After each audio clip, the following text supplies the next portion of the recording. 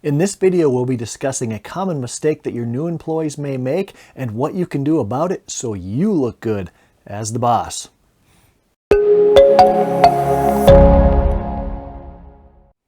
Greetings winners, Kevin here. It's great to be here again with you today. If you're new to our channel, we discuss simple and practical ways to help you achieve a more successful future as leaders. Make sure to hit that like and subscribe button down below so you don't miss another video on finding ways to win. Okay, this mistake. Now, this is a common thing, and several different companies, numerous people, even probably myself when I was younger, but I know my kids even do the same thing. So this is a very common thing, and we'll go through it. Now, when I realized this was a problem the first time is, had a person working for me, and sat down and made the lists and made the priorities. I always have them do that on their own, and then we have a time we get together and actually I review and see if I agree with the priorities and things coming on, because I'm in other meetings and I might have other information they don't, or if we disagree then they might tell me something I don't know. So the list and the priorities and us agreeing on them is really a good thing. And the second really cool thing about that is I don't believe in just having meetings where everyone gets together and just tells me what's going on. They have a sheet. I can pull it up. I can read it. If my boss calls, hey, I can tell you exactly what everyone's doing and what they're working on because it's right there on that sheet.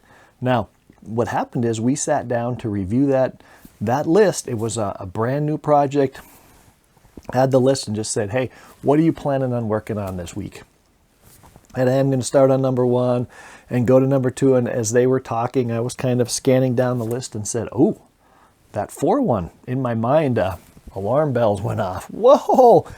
The lead time for that part is probably about 6 weeks. So I was just asking questions what they were going to do. And they were going to start number 1 and finish number 1. Then they were going to start number 2, finish 3. Then go to number 3 and finish 3. And then they were going to start 4. So scanning down that list, I noticed that and said, hey, what about number 4? And, oh, well, I have to order this. It's going to take about 6 weeks. And I said, don't you think we should probably do that, order that first right away? Because, hey, in 6 weeks from now, you're going to need that part, and, that's about the time you're going to be ready. So, and that is the very common problem that I see over and over and over again. It's when you get people to make the list, make the priorities, they tend to just go head to tail, head to tail, head to tail. And actually teaching them to scan down, look for the long lead time items, and then actually put little notes in there saying, hey, I have to get these parts ordered about this time.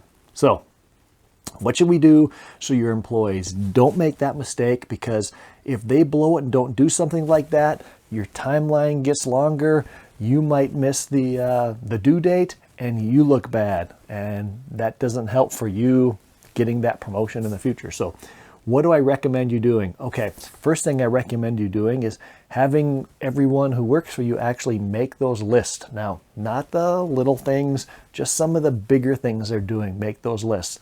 The second thing, which we've already talked about, is then prioritize. They should prioritize those lists, and they put the priorities on it, and they should know what and why they prioritize it that way.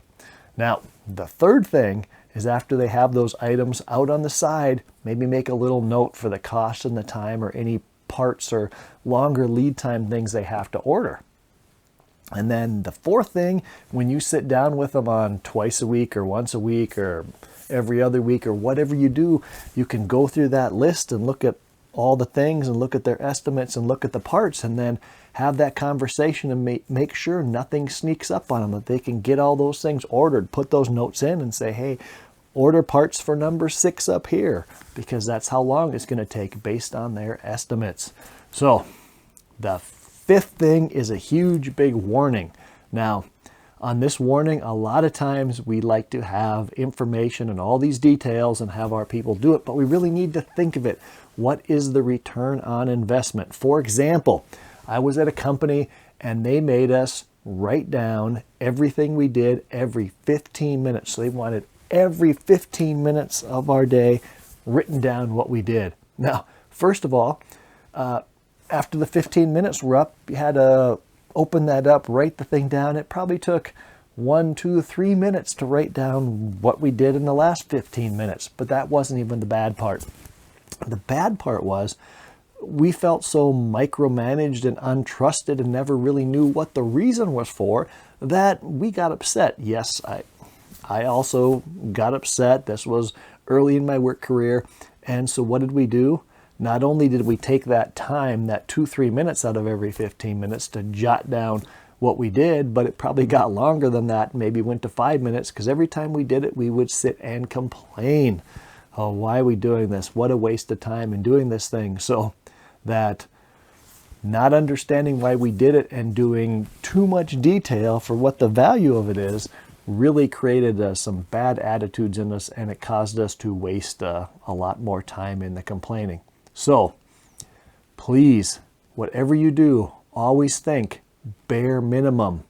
Big warning, big flashing lights, bare minimum. Anything you're going to have them write down and do is the bare minimum that they need to do their job, not fully what you need. That's efficiency, right? The minimal time documenting it so they can have the maximum time actually doing the value add things where they solve the problems, where they complete the work, they get it done. So please, again, they have that list. Keep everything as small and simple as possible. If someone spends too much time on them, say, hey, you could maybe shorten that up. So there you go. Thanks for watching. Make sure to hit that like and subscribe button. And again, if this was useful, please share this out. Help other people know and find out about this, your friends who are in management, so they can get that promotion that they're looking for. Remember, it's a great day to win.